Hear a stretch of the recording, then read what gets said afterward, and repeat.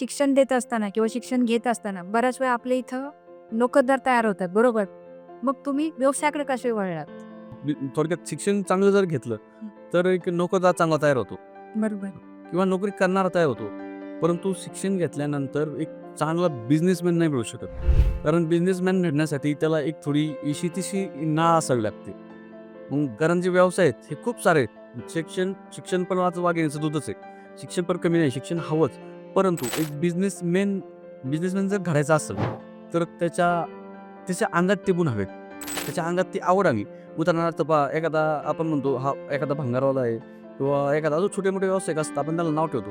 परंतु आजची कंडिशन अशी झालेली मॅडम मार्केटला, ज्यांना आपण छोटं समजतो. उदाहरणार्थ काही हॉटेलवाले सोशल मीडियाच्या माध्यमातून आपलं हे करतात, म्हणजे जो व्हायरल आहे जास्त तर ते आज 50-50, 60-60 लाख रुपयाच्या गाडीमध्ये फिरतात. परंतु चांगल्या नोकरदाराच्या स्वप्नात सुद्धा 50 लाखाची गाडी कधी येऊ पण शकत नाही आणि स्वप्न पडलं तरी तो घेऊ शकत नाही.